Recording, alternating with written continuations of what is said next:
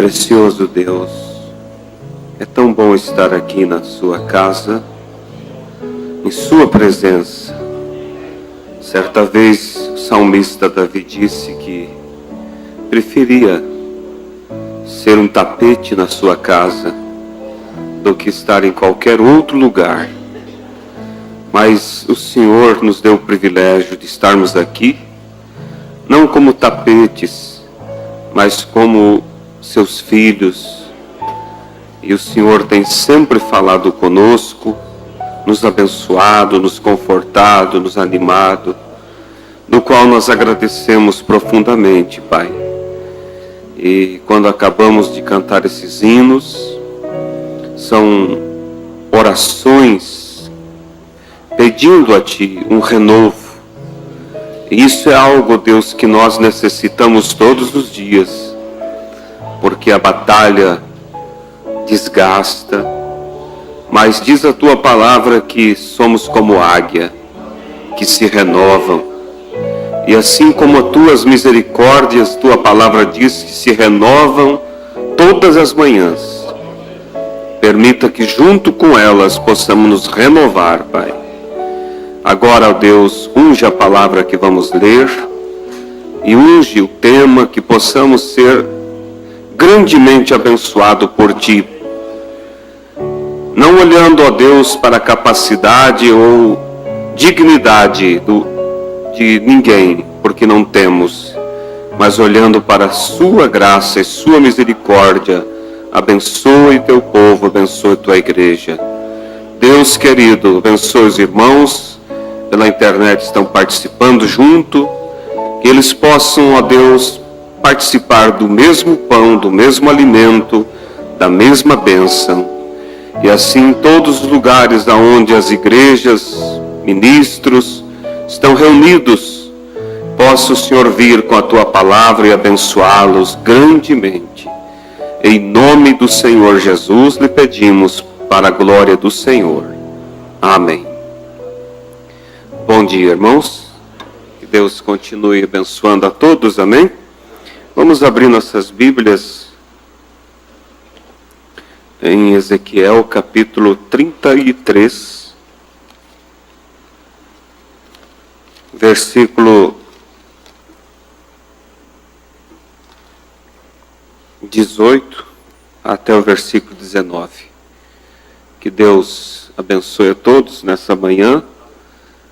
Também, especialmente, transmitimos nossa saudação aos irmãos que estão acompanhando pela internet, amém? Ezequiel 33, verso 18 e o 19.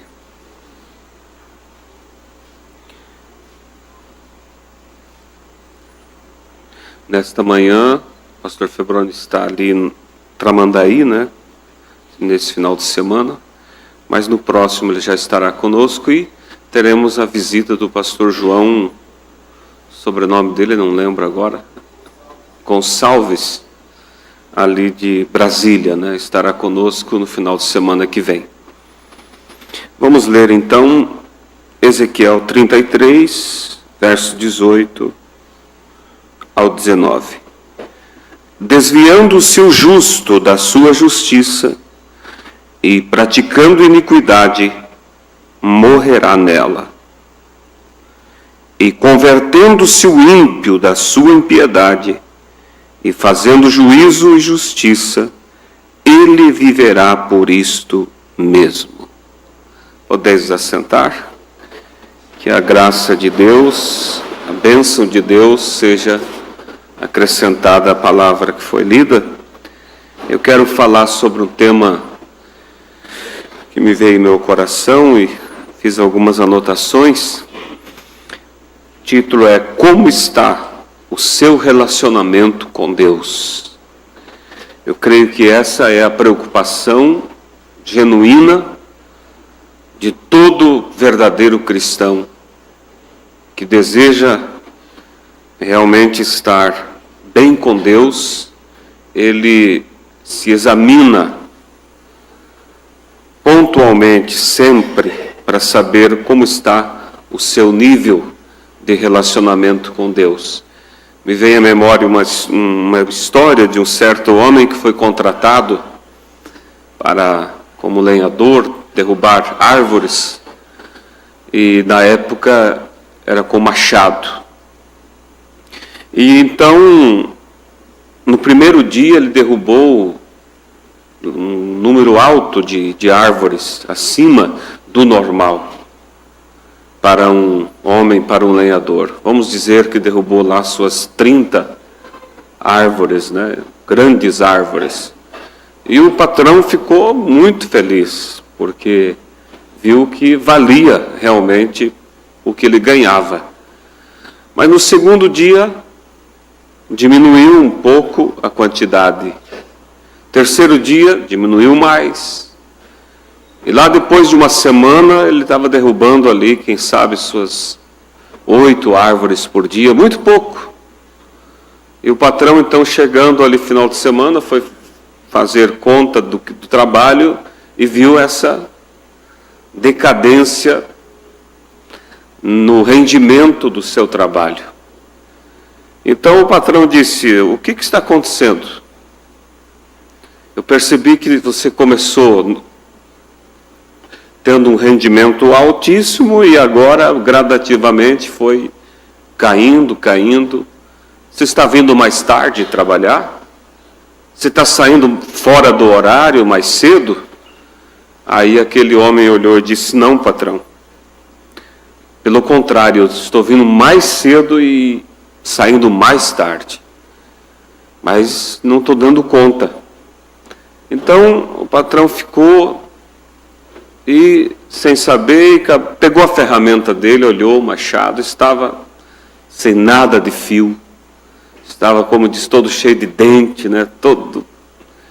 Daí ele disse: como você vai conseguir ter um rendimento bom com um machado dessa forma? Aí o homem disse: patrão, é que eu não tive tempo de parar para afiá-lo, e, quer dizer, preocupado com o trabalho. Então veja que o tempo que ele tiraria para afiar a sua ferramenta seria o rendimento que ele ia ter, mas estava tão ocupado com o trabalho que acabou esquecendo do principal. E às vezes é perigoso nós estar tão ocupado, tão focado em certos projetos e esquecer projetos bons, porque coisas erradas, pela graça de Deus, nós conhecemos e desviamos delas. Mas o perigo está nas coisas que não são erradas, mas que acabam tornando-se negativas quando nós não sabemos lidar. E às vezes tiramos tempo para o lazer, tiramos o lado profissional, para tanta coisa. E no primeiro lugar na nossa vida. E quando nós colocamos Deus em primeiro lugar, a Bíblia diz que as demais coisas serão acrescentadas. O trabalho rende, a família vai bem, tudo vai bem. Mas nós invertemos. E foi Martim que disse, né, tudo aquilo que eu tentei segurar por mim mesmo me escapou. Só me restou aquilo que eu confiei a Deus. Então, é necessário nós sabermos que sem Ele, Salmo 127 diz: de que adianta o homem levantar de madrugada, repousar tarde, comer o pão de dores? Ele diz: se Deus não edificar a cidade, em vão trabalham os seus edificadores. Se Deus não vigiar a cidade, em vão vigia a sentinela. Inútil vos será levantar de madrugada e dormir tarde e comer o pão de dores. Ou seja, todo o nosso esforço é inútil quando a mão de Deus não está presente. E quando a mão de Deus está ali, irmãos, o mínimo esforço que nós fazemos já é muito. Porque, como diz o ditado, com Deus o pouco é muito. mas é necessário nós nos examinar para manter esse nível na presença de Deus. E o profeta, na mensagem, se não me engano, a visão de Pátimos, ele falando sobre João ali na ilha de Pátimos, e a Bíblia diz que João estava no Espírito do Senhor. Aí o profeta para, quando ele está comentando sobre isso, e ele disse: isso é o que eu chamo de a totalidade de uma vida cristã. A totalidade de uma vida cristã não é o quanto eu conheça de Deus, o que é bom conhecer, mas é o quanto eu viva em espírito. E espírito quer dizer em comunhão, em relacionamento com Deus. Quando nós paramos para ouvir a Deus, antes de sair para o trabalho, antes de sair para nossas viagens, nós estamos protegidos porque nós estamos em comunhão com Ele e vamos ouvir certamente. Qual é o amigo que, vendo o seu amigo indo para um despenhadeiro, indo para um acidente, não vai gritar com ele e lhe acenar que ali está o perigo? Se nós fazemos isso, pense Deus. Deus ficaria calado vendo nós irmos rumo a uma tragédia? Nunca. Ah, mas eu entrei numa tragédia, numa desgraça, Deus não falou. Não é que Deus não falou, é que nós não estávamos conectados para ouvir. Ele queria falar, mas não se deu oportunidade para Deus falar. E Ele é educado, Ele não arromba, Ele não força. Ele está pronto sempre a estender a mão, mas é necessário que da nossa parte nós estejamos com o coração aberto. Então o tema é: como está o teu relacionamento com Deus? E você vai observar que quando você faz um autoexame da sua vida, você vai ver que os seus momentos de maiores falhas foram os momentos que você estava em menos comunhão com Deus.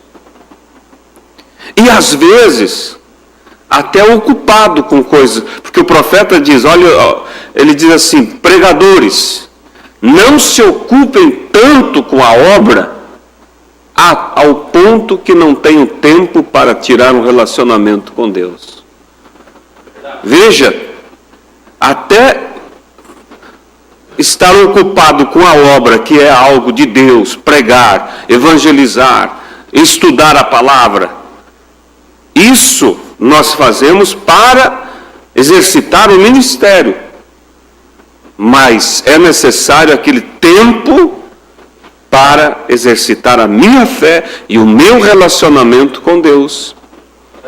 Pode um pregador, um obreiro, entrar, trabalhar e se envolver tanto com as coisas de Deus e com isso ter uma falsa ilusão de que ele está vivendo um relacionamento de intimidade com Deus, quando ele está simplesmente só trabalhando e não está dando tempo para si.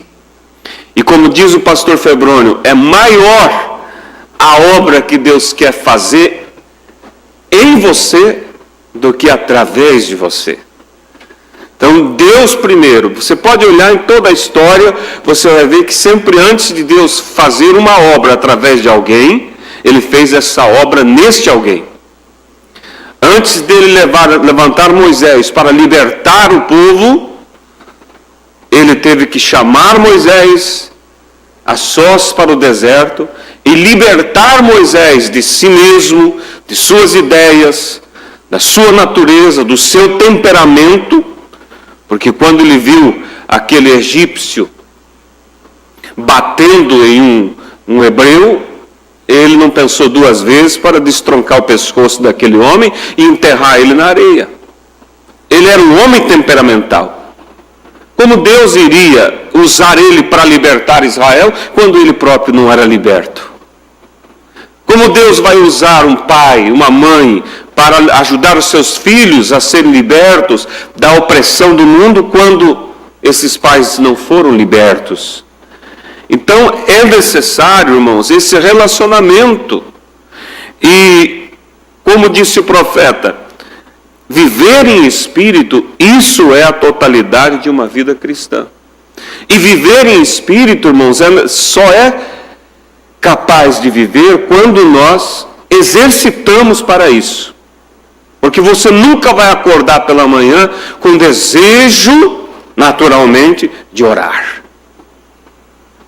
Você nunca vai ter, naturalmente, um desejo, uma vontade de tirar o dia para ler. Teu espírito deseja, mas a tua carne não quer. Deixa para outra hora, hoje estou cansado. Nós temos que exercitar e temos que ir contra essa força da carne. E não podemos vencer essa força da carne, porque o único que venceu a carne foi Cristo. Então não podemos vencer por nós mesmos, mas nos rendendo a Ele e convidando a Ele para que venha e vença o eu. O profeta diz em uma mensagem assim, nós precisamos de uma matança que começa do púlpito e vai até o zelador lá da porta. Então veja, é necessário para viver em espírito, Paulo disse, andar em espírito, viver em oração constante, é necessário que haja alguns cuidados. Um dos cuidados é nos prender do nós mesmos. Nos desprender da nossa razão. Você vai encontrar, irmãos, nós devemos saber, a Bíblia diz assim, nós estamos rodeados de uma tão grande nuvem de testemunhos. Se a pessoa erra, é por falta de olhar exemplos. Há exemplo de quem venceu e há exemplo de quem falhou. E quando nós olhamos para os exemplos das inúmeras falhas que nós encontramos em homens, grandes personagens que passaram por essa terra, você vai ver que eles falharam quando eles deixaram suas razões intervirem na sua espiritualidade, sua interpretação, seu jeito de pensar, e aí foi aonde afastaram Deus.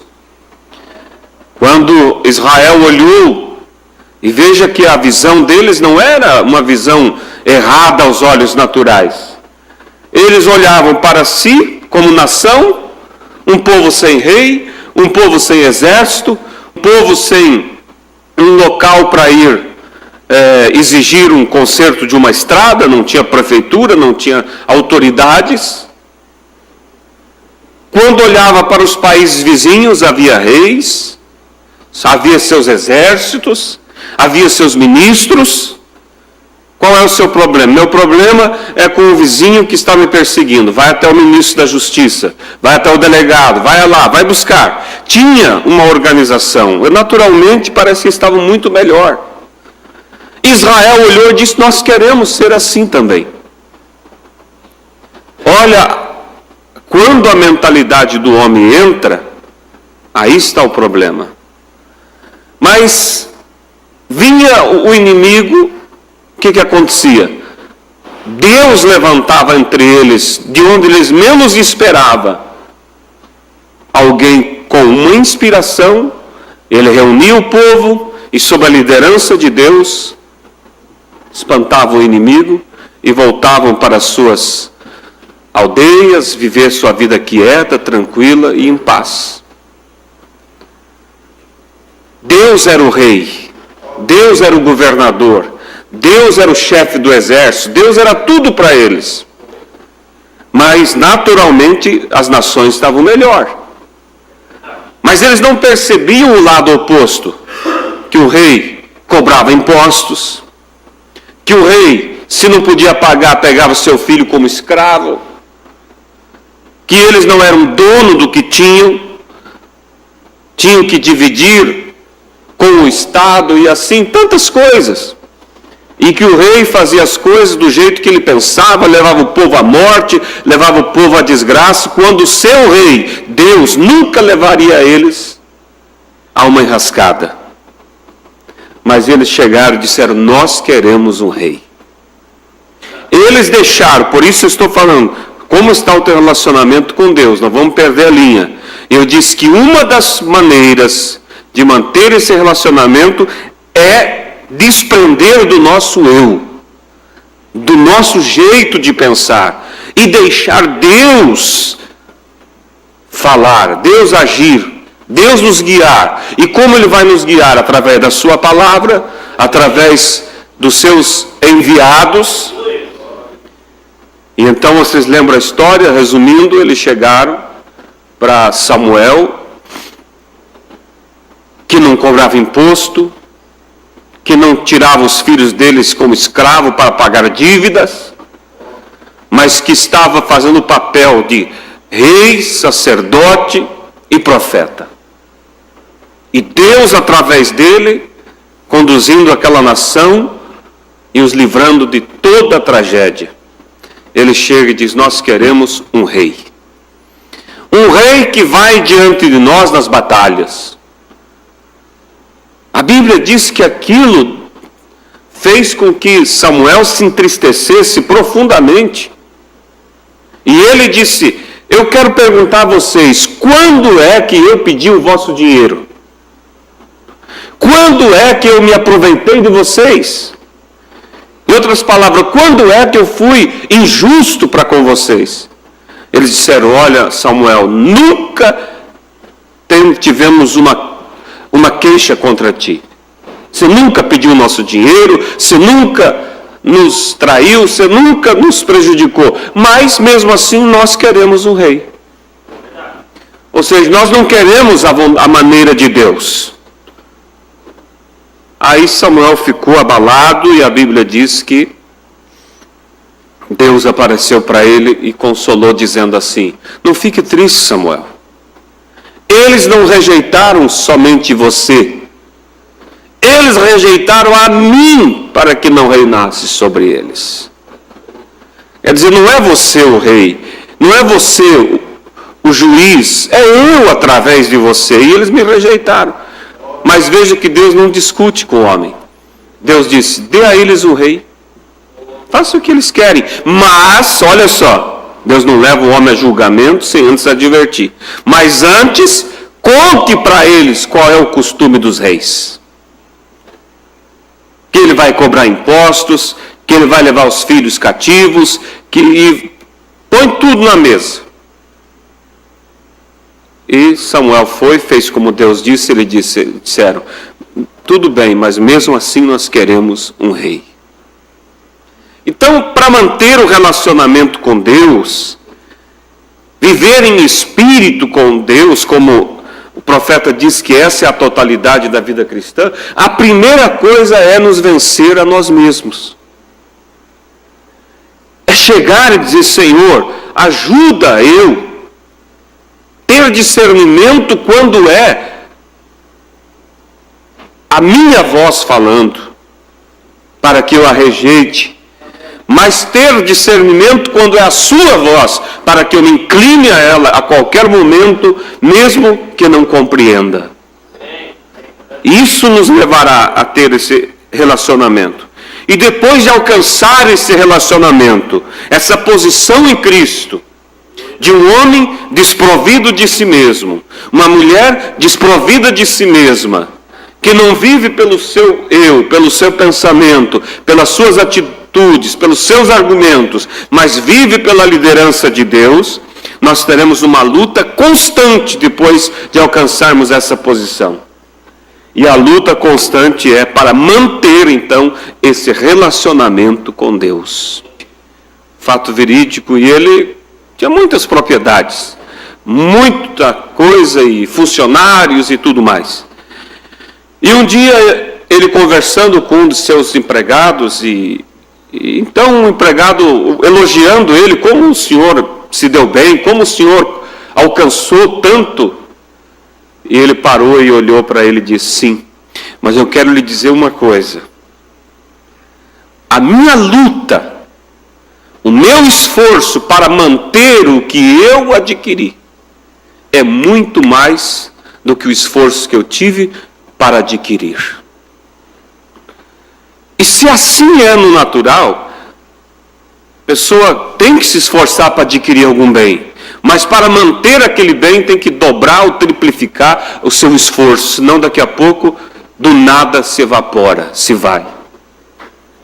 Se temos que nos esforçar para chegar a esse nível de relacionamento com Deus, temos mais do que isso, nos esforçar para nos manter nesse nível, nos manter nesse relacionamento. E aqueles que infelizmente perdem esse relacionamento com Deus, isso não acontece de um dia para o outro.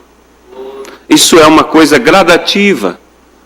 É um pequeno descuido, é um pequeno vazamento.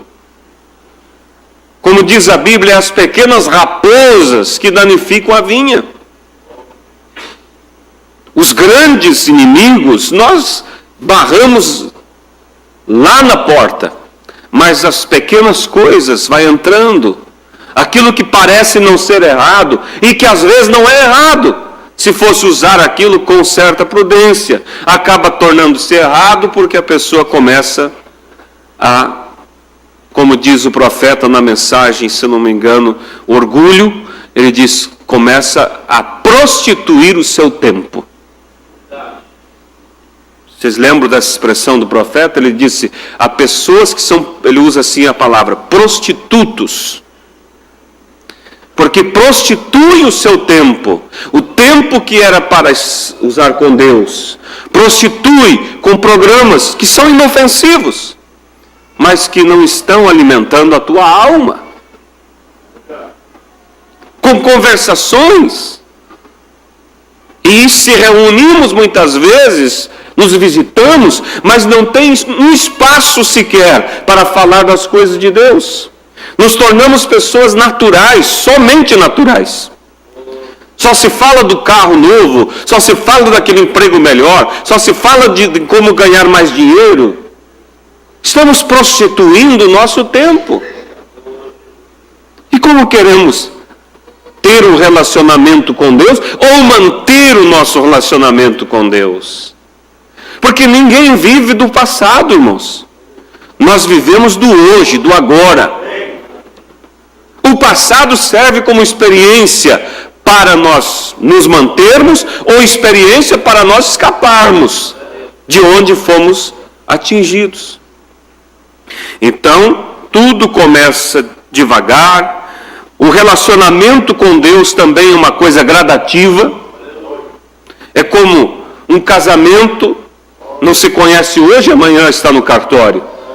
Começa às vezes como uma amizade, e aquilo vai se aprofundando, e vai indo, e vai ao namoro, vai ao noivado, e depois ao casamento. Assim é com Deus, a gente vai se aprofundando nesse relacionamento com Deus. Por isso a Bíblia diz que a fé vem pelo ouvir e ouvir a palavra de Deus. Quanto mais ouvimos de Deus, quanto mais conhecemos de Deus, mais nos apaixonamos por Deus, mais nós sentimos que não podemos viver sem Ele. Não é verdade? Mas aí quando chega aquele nível de uma vida de comunhão, aí você não pode cruzar os braços e dizer agora vou me aposentar na fé, agora eu posso guardar as mensagens, agora eu posso diminuir meu ritmo de oração. Irmãos, você tem que manter e aumentar, porque as pressões virão para desviar a tua atenção e quebrar o teu relacionamento. Creio que foi Lutero que disse assim: quando eu me batizei e eu saí das águas, eu pensei que eu tinha matado ali o velho homem. Mas depois eu entendi que o danado sabia nadar e que todos os dias eu tenho que matá-lo. Ou seja, é uma luta constante.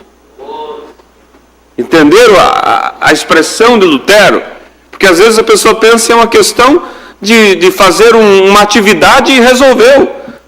Cumprir um protocolo é uma luta constante.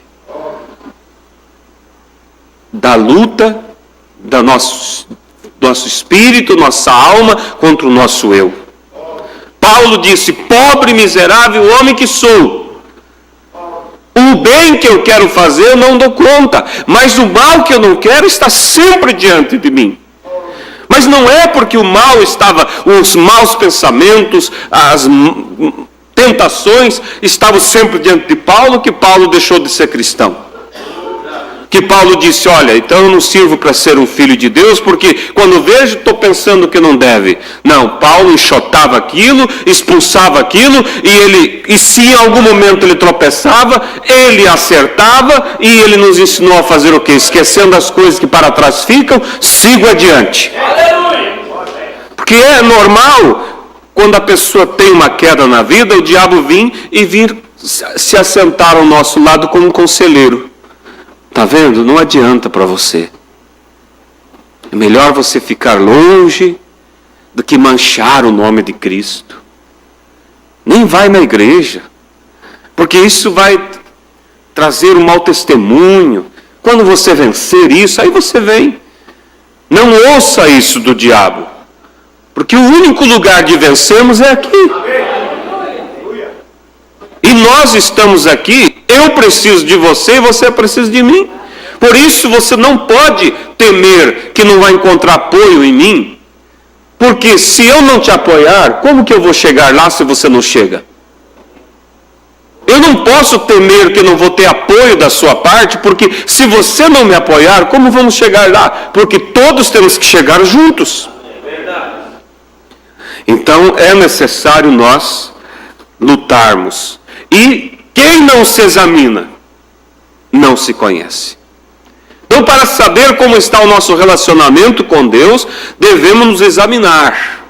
O profeta diz assim, me diga com quem tu andas, me diga o que tu lê, me diga o que tu gosta de ouvir, e eu te direi que espírito você tem.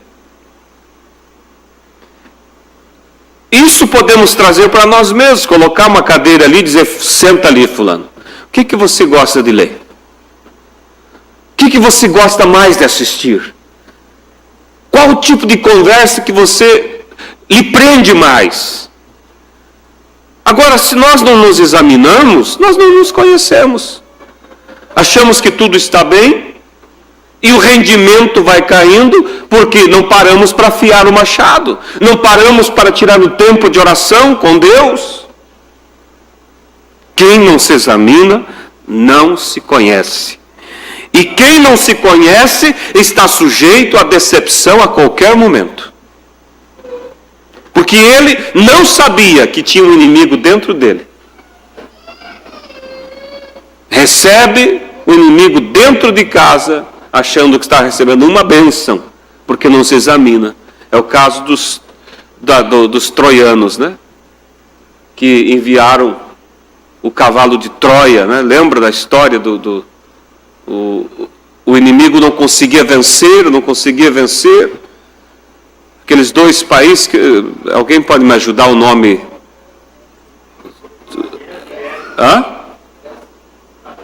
Atenas e Grécia, né? E não conseguia, não tinha jeito. Aí o inimigo, porque o diabo é persistente, o irmão Brana disse, tem um exemplo que podemos seguir do diabo, é o exemplo da persistência. Quando ele viu que não conseguia vencer com espada, com lança, ele mandou um mensageiro pedindo paz. E disse, e como prova da nossa rendição, e de que nós vamos vos honrar, e que nós vamos vos servir, nós estamos enviando um presente a vocês. E fizeram uma grande escultura de um lindo cavalo. Mas era tão grande o presente, que não entrava pela porta. Às vezes as coisas vêm, é tão grande, é tão atrativa, mas não entra pela porta do Espírito, pelo filtro da palavra. E aí a pessoa se empolga tanto, não, mas isso só pode ser de Deus. Irmãos, não é só Deus que dá a oportunidade, o diabo também dá. E aí o que eles fizeram? Não entrava pela porta, vamos quebrar um muro. E dentro do cavalo estavam os maiores lutadores, mais valentes.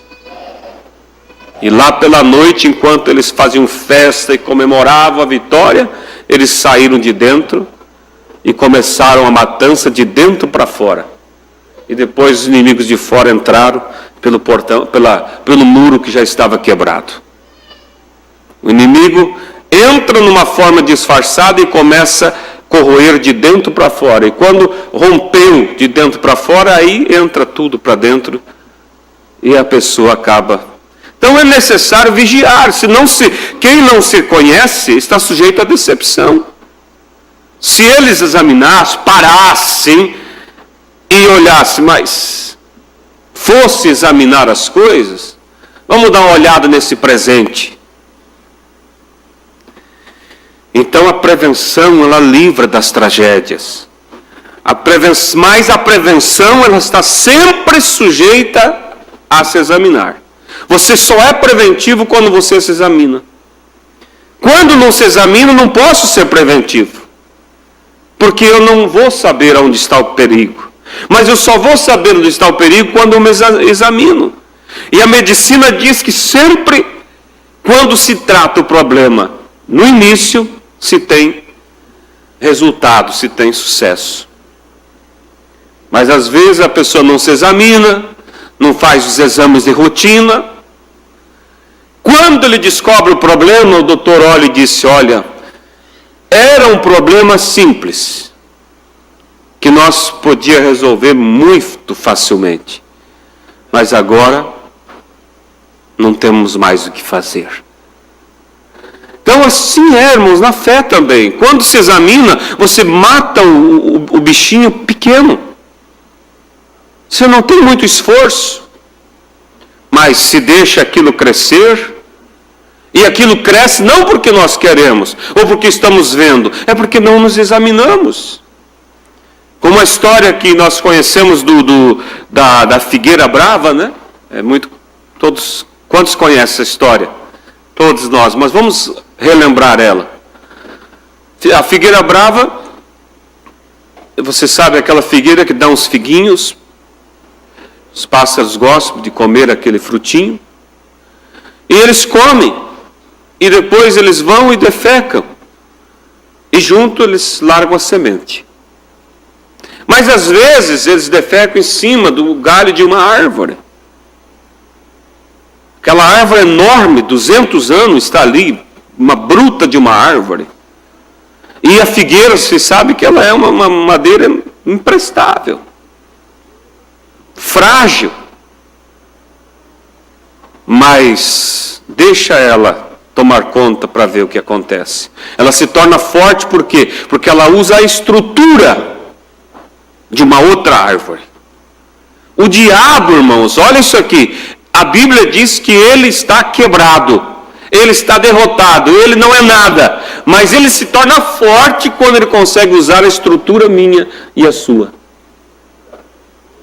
Por isso nós temos que nos examinar, para não deixar com que ele consiga se infiltrar e usando a nossa estrutura, se tornar forte. E aí aquela figueira, aquele pássaro defeca ali, aquela sementinha tão pequenininha, e a árvore vizinha olha e diz assim, olha, eu subo a história de um velho carvalho que uma vez morreu por causa de uma sementinha dessa. E aquela árvore olha e diz, que? Está me achando que eu sou um qualquer? Você acha que eu vou temer esse... Não posso eu agora nem ter companheirismo com esse ou aquele? Eu tenho estrutura, eu tenho anos de fé, eu tenho conhecimento da mensagem, isso não me enrola. Começa com certas amizades, com pessoas com doutrinas. Quero ouvir o lado dele, para me saber como defender, como fazer um estudo contra isso. Vai. Querer saber, conhecer o diabo para ver o que acontece. Acontece o que aconteceu com Eva. A Bíblia diz que devemos resistir o diabo. Se para ministros é perigoso, quanto mais para membro. Mas quando o ministro, ele, em defesa do seu povo, ele tem que entrar em certos assuntos, ele é protegido por Deus. Não há perigo nenhum. Uma vez o pastor Febroni disse que visitando um irmão que estava sobre seu ministério, e chegou lá, o irmão estava ouvindo alguém de uma certa doutrina, isso há muito tempo atrás. E o pastor disse: irmão, pare com isso. Não ouça isso. Fique atrás do seu pastor, tal. Daí o irmão olhou e disse: eu quero conhecer de mim mesmo. Eu vou a fundo isso aí. Tudo bem. Quando o pastor voltou, estava lá, enrolado. Foi convencido pelo Espírito. Não quis ficar atrás do ministério. Então, aquela figueira, aí ela brota. É tão inofensivo. E a advertência vem: olha o perigo. Não, isso aqui quando quiser me livrar, eu me livro. E aquilo vai crescendo, crescendo. Daqui a pouco solta um cipó. Desce, vai se abraçando o tronco daquela grande árvore. E aquilo até parece uma amizade. Até faz se tornar mais bonita a árvore, mais verde. Mas deixa ela encostar as raízes no chão. Quando a figueira encostou a raiz lá embaixo, ela se enraiza e ela abraca toda aquela árvore e mata sufocada. É assim que o pecado faz. Por isso, irmãos, para nós manter o nosso relacionamento com Deus, devemos nos examinar. E diariamente nos converter, todos os dias. Nos banhar no sangue de Cristo todos os dias. Porque aí nós vamos nos manter imunizados contra o pecado. Não é confiar no que fomos ontem, no que nos consagramos ontem. Mas é manter esse avivamento todo dia. E o fogo se mantém colocando lenha, dando oxigênio, tirando a cinza. Uma planta se mantém ela bonita, cuidando.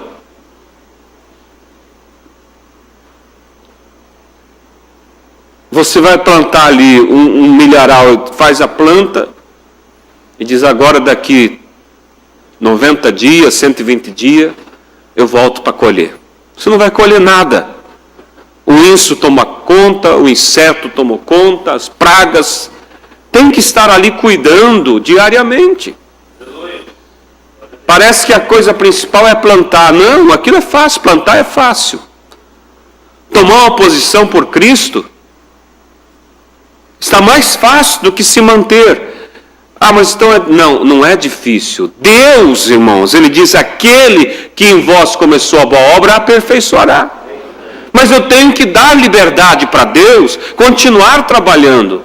Eu tenho que vencer minha autossuficiência, o meu eu. E deixar Deus trabalhar, deixar Deus continuar. Então veja, como nós lemos aqui, Ezequiel, ele diz: se o ímpio, ele se arrepender da sua impiedade, largar ela, Deus também esquece de todo o mal que ele fez. Mas se o justo se esquecer da sua justiça, Deus também esquece de tudo. Em outras palavras, Deus é já, Deus é agora.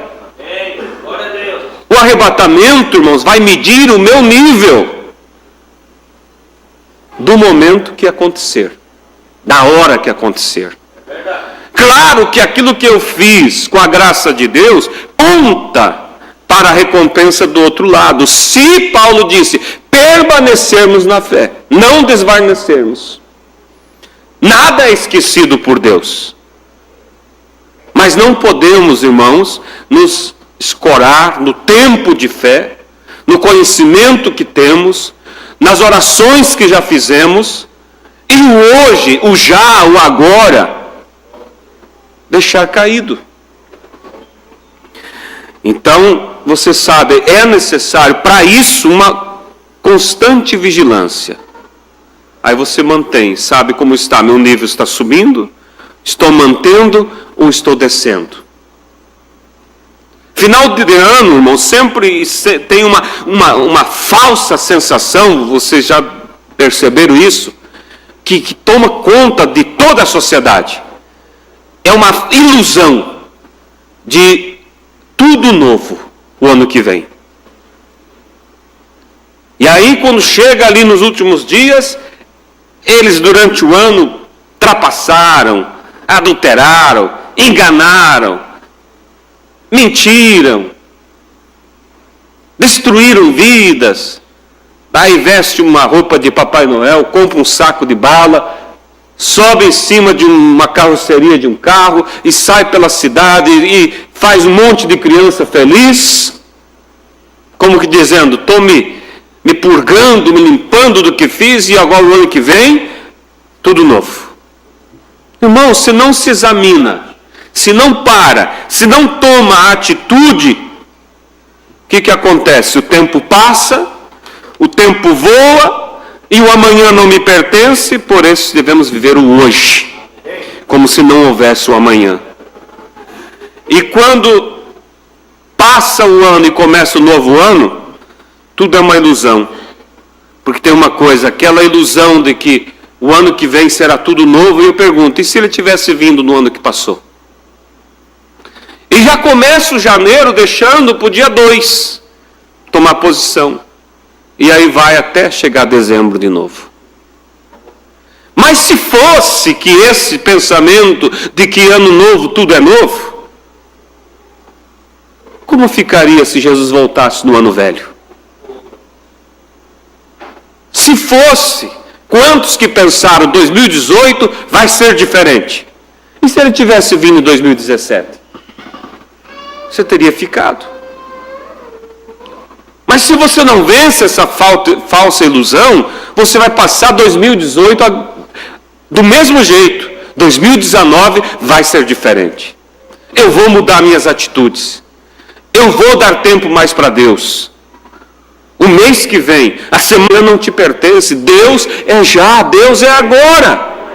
Não esqueça, se o justo se afastar da sua justiça e fizer o mal, morrerá. E se o ímpio se desviar da sua maldade e fizer o que é justo e certo, viverá por assim proceder. Não importa o que você fez, o que deixou de fazer, traga, põe aos pés de Cristo, diga, Deus, me perdoe, eu quero recomeçar. Lembra o caso daquela igreja que ficava aberta, havia só um zelador que ficava ali para cuidar da igreja durante o dia, ela ficava aberta todo o dia para as pessoas passarem ali, ter um momento de oração, ler sua Bíblia, fundo musical, tocando. E havia um certo senhor que estava sentado no banco ali, tinha orado e estava agora sentindo um pouco a paz de Deus ali, ouvindo aquele solo musical, aquele silêncio quieto. De repente entra um casal pelo corredor da igreja e vem até o altar. E ali no altar, então, ele pergunta se ela o aceita como seu marido. E ela diz que sim, e ele faz seus juramentos de viver para ela, cuidar dela, ser fiel. E vice-versa, ela também faz. E aí eles se abraçam ali, oram junto e saem. E o homem que estava sentado no banco ficou intrigado com aquilo. Levantou e saiu atrás do casal. Parou eles logo ali e disse, me desculpa, mas eu não suportei a curiosidade, eu estava na igreja e vi vocês dois entrarem e assisti tudo, e eu quero saber, vocês casaram sozinhos? Sem o ministro? Aí aquele homem sorriu e disse, não, há 7 anos foi que nós nos casamos aqui nessa igreja. Mas todo ano nós viemos aqui e renovamos nossos votos. Nós começamos tudo de novo. É isso que mantém o brilho, irmão, num casamento. E é isso não é palavras, não é somente para impressionar, é algo que devemos nos praticar todo dia. Todo culto renova o teu relacionamento com Deus. Se converta novamente. Renove teus laços de compromisso com Deus. E Deus, irmãos, Ele estará te ajudando para fazer com que esse nível só aumente a cada dia. E tem que ser assim, por quê? Porque pelo outro lado o mundo, a Bíblia diz, vai cada vez escurecendo mais. O ímpio vai sujando-se mais e mais. Mas o justo vai se tornando mais limpo, até nível que não tem mais como ficar. Da nossa razão, do nosso temperamento, das nossas atitudes. E o Enoque foi caminhando. O profeta diz até que chegou um dia que ele olhou e estava tão perto de Deus. E ele olhou para trás, estava tão longe de casa, que foi mais fácil ele ir com Deus do que voltar para casa. E ele deu um passo só. E entrou para a presença de Deus. Aleluia. Você sabe, né? Vivo, sem ver a morte. E ele é o tipo da noiva, que será arrebatada sem ver a morte. Mas se ele, Enoque, para ir com Deus, ele teve que caminhar com Deus,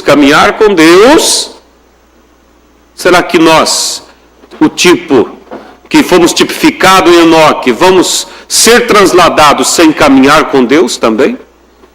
Sem a cada dia chegar um passo mais perto de Deus? Ou vamos mantermos embirrados com a nossa natureza? Com eu sou assim e sempre fui assim? E eu mudo, mas meu marido tem que mudar, tem que parar com isso? Irmãos, como diz o pastor Febrônio, muda em você aquilo que você quer ver mudado nos outros. E quando você faz isso, você se torna um sal, e esse sal causa sede no outro, e o outro automaticamente dá o passo que você deu. Vamos nos colocar de pé, irmãos. Isso é o que está em meu coração, e eu creio que estamos no primeiro mês ainda do ano. Não deixa que 2018 passe como passou o ano 2017, protelando as coisas, deixando para amanhã, lembre, Deus é já. Chegue perante Deus, diga: Deus, quanto tempo eu tenho vivido nessa mensagem, e quando eu sou confrontado com certos tipos de coisas, eu sempre erro. Eu não consigo morder minha língua, eu não consigo perdoar, eu não consigo. Se ele tivesse vindo, e você com essas atitudes, teria ficado. E nós estamos esperando ele para hoje. Nós não estamos esperando Deus para amanhã. Nós estamos esperando para hoje. Se não vir hoje, amanhã estaremos esperando, mas nós estamos esperando para agora. Feche seus olhos.